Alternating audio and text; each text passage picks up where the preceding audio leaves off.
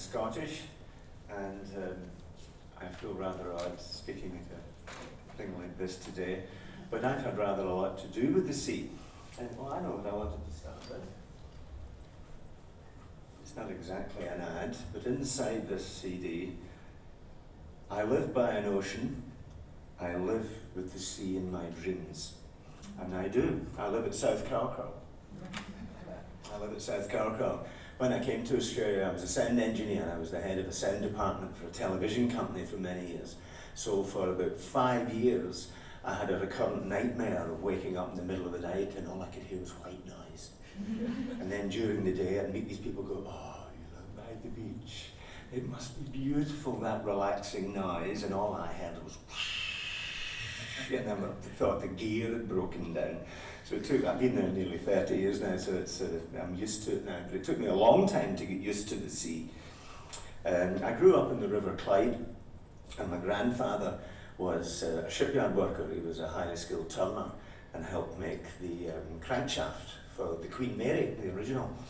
And I had a book at school, a history book, and there was a photograph of my grandfather working the largest lathe in Europe. So I grew up like in a shipbuilding town, and there was always ships, oceans, things like that. And later, not so much surfing, I have to say. And then later, in my 20s as a musician, I worked in the Caribbean for about 18 months on 3 different cruise ships. And so all the time, I'm just getting the growing awareness. I was always aware of the basking sharks. Once a year, the basking sharks would come up the Clyde. But after a few years, they stopped. And I think it was in the 70s, maybe the late 60s, was big news in Scotland. For the first time in more than 100 years, a salmon had been found in the waters of the River Clyde around Glasgow. And it'd been more than 100 years since there'd been any fish there, you know, and since the shipyards have all closed, the fish have come back. So that's kind of good news. I grew up in a town with more than 30% unemployment, so that's the downside of the shipyards closing. But in the Caribbean, I saw for the first time at night, and I was a stargazer, and talking of the light and everything there was very funny, because I would go out on deck at midnight, identify something, and then rush inside with all the neons and look at the star chart and go, oh, I think it's that one there, and then I'd run outside and it would take about 20 minutes for my eyes to readjust again, and by which time I'd forgotten what I was looking at in the first place. That was quite funny. And then you'd hear the splosh at the back of the ship, and you wonder, oh, maybe it's a fish or something, and you'd see the crew there chucking out 20, 40 black bin bags, you know. And in 1988, in my 30s, I came to Australia, and I've lived all my life at Carcow, and you couldn't really swim there a lot of the time in 1988 because there were the beach every day almost, depending on wind conditions. It was covered in little white globules of grease, the whole beach. And this was meant to be this beautiful place here, and at night you could see the North Head from my house, and you could see the ocean outfall, and we were all very pleased when Palm Beach got it instead. And I think the same happened south, you know. And so my wife and I are musicians. We'd formed a band with Alister called Clarion Fracture Zone, and before we'd recorded an album or anything, we all wrote music, but Sandy especially, I think, was really, really upset. I think she just wrote more music concerned with it than the rest of us, that's all I'm saying. But we all kind of wrote music about our concern one way or the other. Alister might even have the poster of a concert.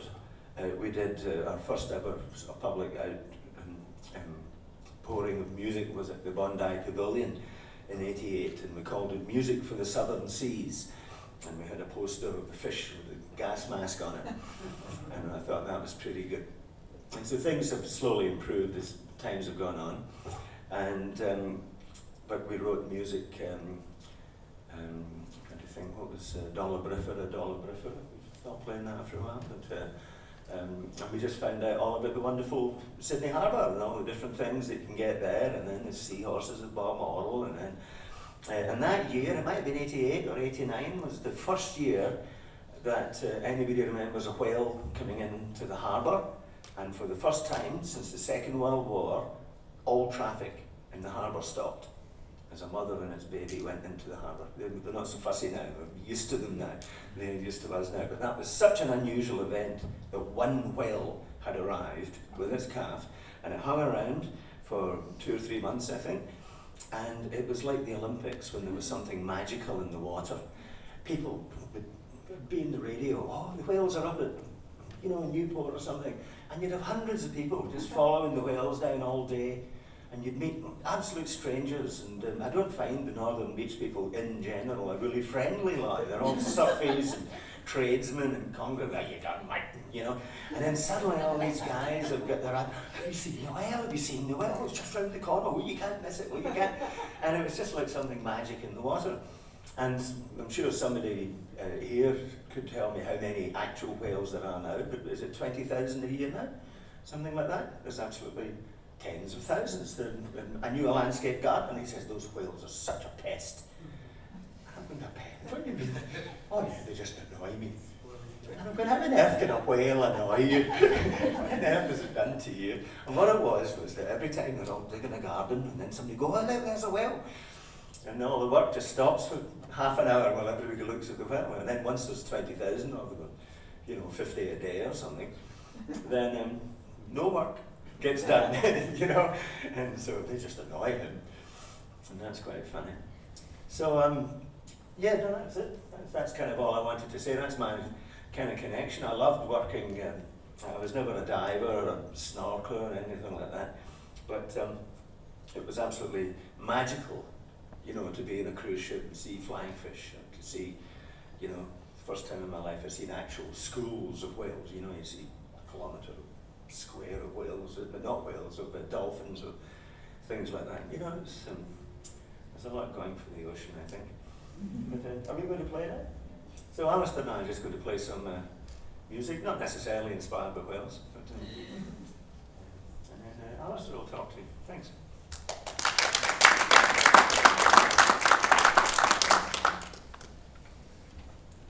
In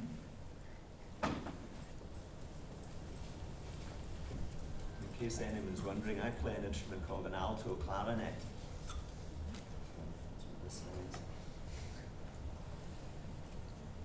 Mine's a pretend piano.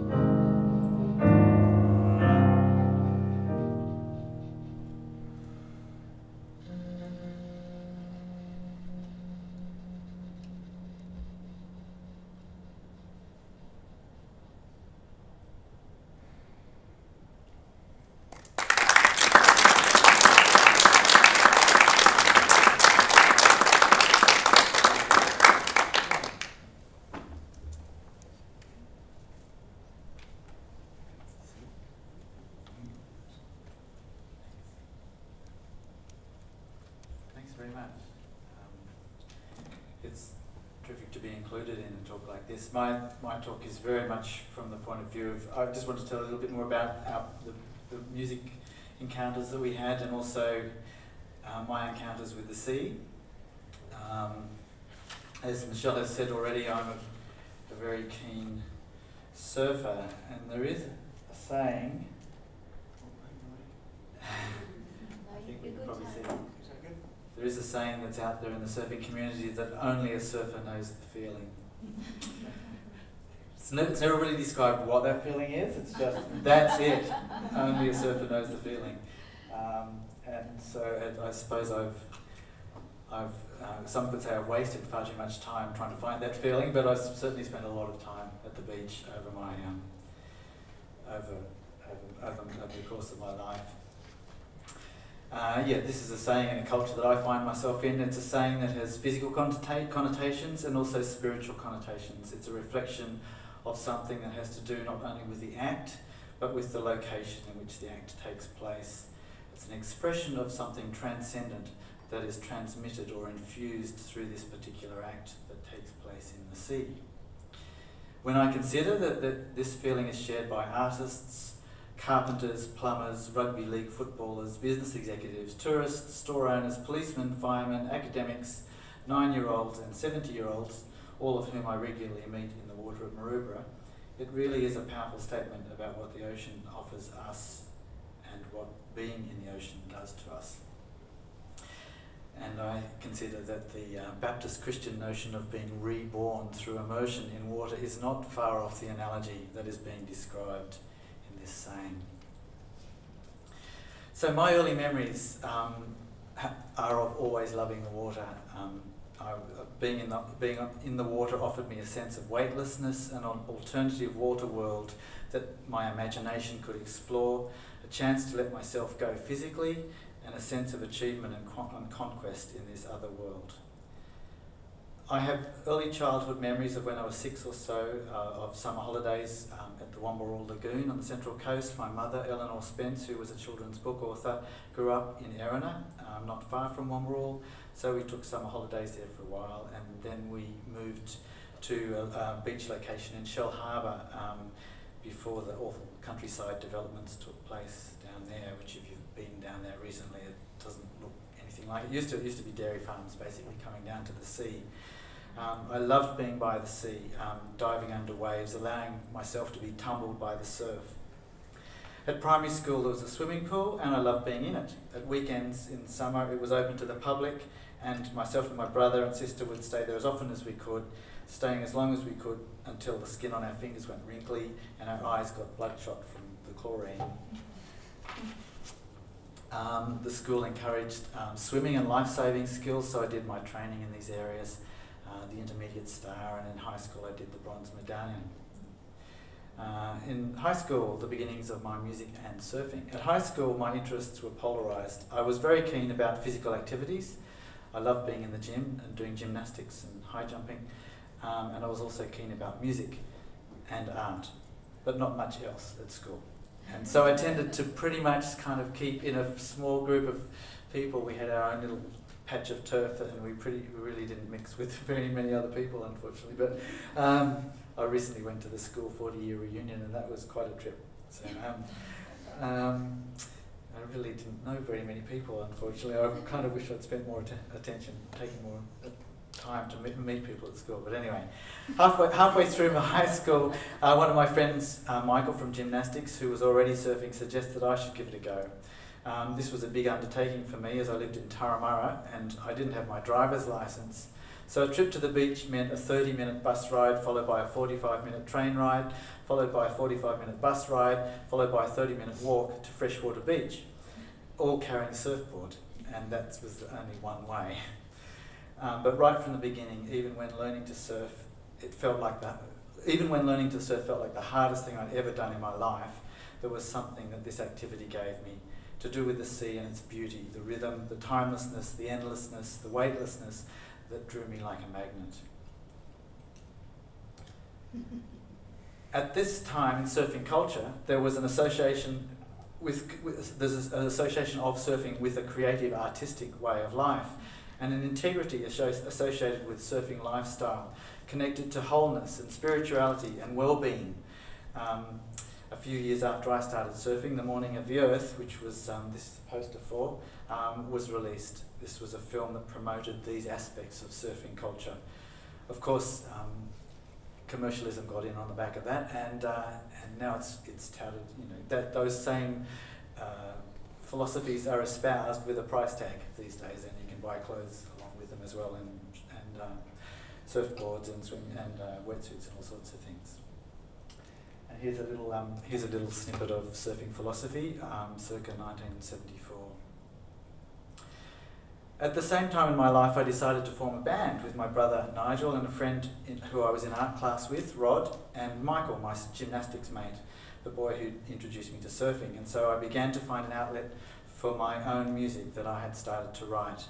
My background till then had been classical piano lessons from the age of 9, which I continued until year 11 in high school, by which time I had started to invent my own music, and I became completely absorbed with that. I became besotted with contemporary music, especially British rock. I loved Led Zeppelin and Deep Purple, etc. And my classical piano teacher decided she had nothing she could offer me.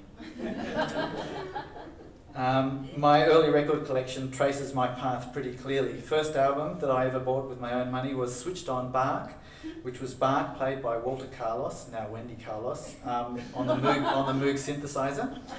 My second album was Cosmos Factory by Creedence Clearwater Revival. Yeah, and my third album was Deep Purple in Rock. And then, just went on from there. That just means you're old. I'm admitting it, yeah, that's right. Jump forward 12 years and I was at Sydney Conservatorium studying jazz composition and performance after a fairly long period of searching to find something I really wanted to apply myself to and a way to develop a grounded language in improvisation and contemporary harmony, which is something I felt I lacked, and so I was kind of looking for a way I guess a path that I could follow to develop skills in improvisation and composition. During this period I had pretty much given up surfing and I focused hard on learning jazz repertoire, chaining myself to the piano for 6 hours a day in an effort to try and cram as much knowledge and technical skill in as I could. I'm still not sure whether that was actually very helpful, but that was the path I decided to take. In 1987, I had a small residency in a gig at King's Cross, and I needed to find a saxophone player, so I called Sandy Evans, and lo and behold, she accepted my engagement. 87. This was before. We weren't here. Well, it must have been just very early 88 then. Yes, January the 5th. All right, cool. I wasn't sure. Very good, thank you. Exactly when I arrived. Excellent. Though my jazz playing was just developing, by this time I had a long association with my own music and performing, and I was seeking to find people to play with who were not only wonderful players, but had integrity and artistic focus. I also hoped to associate with musicians who were interested to play their own music, and not just music from the American songbook. I'd heard about Sandy and her band Women and Children First, and the extraordinary exploits of that group, embarking on a national road trip, including remote locations, to perform their highly individual music. I also knew that she lived by the sea in Coco, and that gave Sandy extra credibility, almost as if proximity to the sea bestowed an aura or an extra grace. Unbeknown to me, at this time, Sandy had just returned from living in Scotland, where she had met Tony Gorman. Tony and Sandy were looking to start a band, and they took a punt on me and invited me to join with them and compose alongside them, and also to sort of take a part in leading the group. And so that was the start of a group called Clarion Fracture Zone. When I found out Tony had grown up in the shipbuilding town of Greenock in Scotland, that also had a resonance with me, even though it may not have been the most pristine environment at the time. Working with Sandy and Tony right from the beginning, it was as if a whole world of possibility was opening up for me. The sort of world I dreamt about when I used to play my own music for myself as a 16-year-old, but I didn't dare think was possible. There you go. The first body of work we composed and decided to present was dedicated to the sea. Music for the Southern Seas. Pieces were named with titles such as Dolabrifera, a tune dedicated to a sea slug, Feather Star, Spice Island, and La Mar Esta Enferma, the sea is ill. At that time, I think, my Spanish was very bad and I just was guessing at that. At that time, there was a concern about the amount of sewage that was being washed up on Sydney's beaches. In Maroubra, where I have surfed for the last 20 years now, the best wave on the beach was called the Dunny Bowl. Because of the amount of effluent that you encountered at certain times and with certain winds. This was 3 years before Sydney's deep water ocean outfall was built, sewage outfall was built. In keeping with this focus, we decided to present our work at the Bondi Pavilion. It was quite a mammoth undertaking for a band's first major concert. We recorded, apologies for these pictures, they're not the best, but the best I could do. But, we recorded the concert very well, and thanks to Tony's connections and expertise, and from that, our first record deal with ABC Records came about. They liked our style of art so much, actually, that they pinched it for their whole series using the woodcut thing. Yes. But we recorded Blue Shift, this album, in 1990. The tunes on that album were individually composed by Sandy, Tony and myself, and that became the pattern for all our albums, our 5 albums in fact, except one called What This Love Can Do, which was a suite written by Sandy Evans. And from our debut recording came an ARIA Award, lo and behold, for the first jazz album in 1990, and also a chance to tour Europe.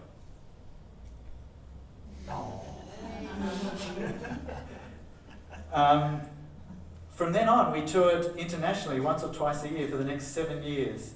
I think I've calculated we did 7 international tours, 5 times to Europe, once to India and once to Taiwan.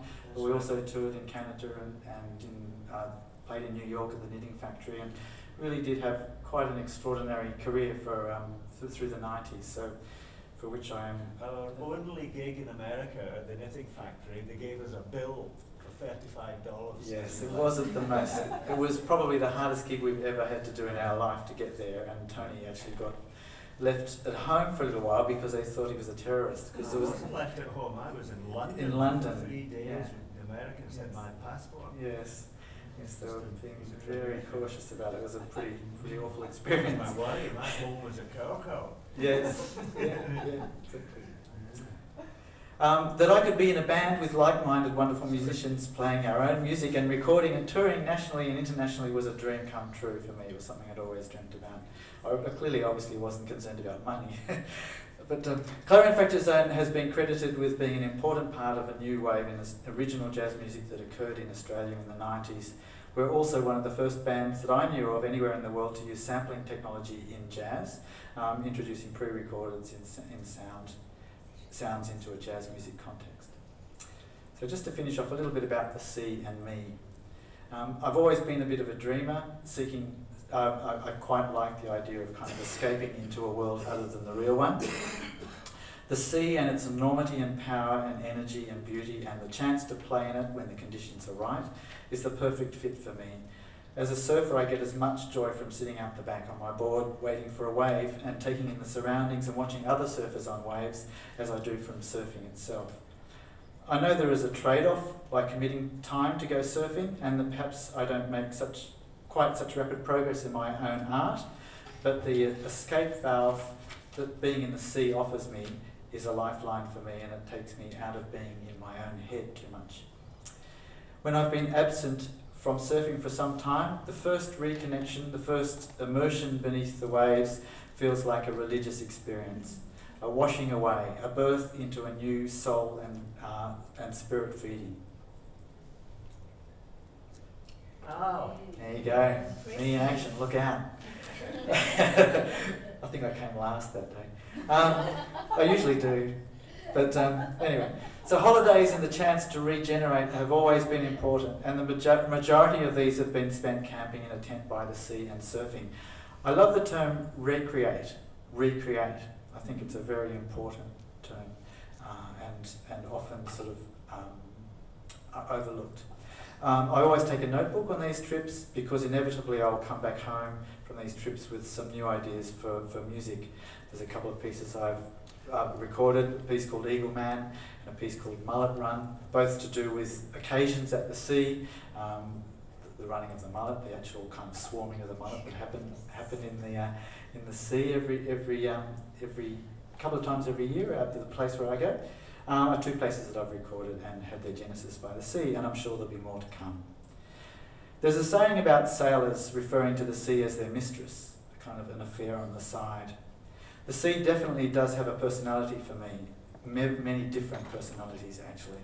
Sometimes the sea is a guide, sometimes a comforter, sometimes a healer, sometimes a joker, sometimes a fearsome monster, and most definitely a companion. Thank you.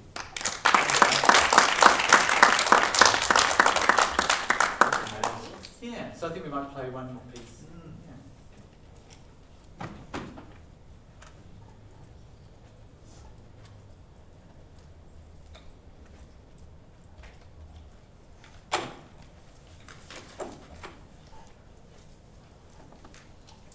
One of my earliest gigs in Australia was on a Captain Cook's cruise, a dinner dance on the harbour in January, it would have been. And it was one of those still nights where the rain came in, but it sort of, just a cloud sort of came down the harbour. And we were just sitting there, and I just thought, this is the best place.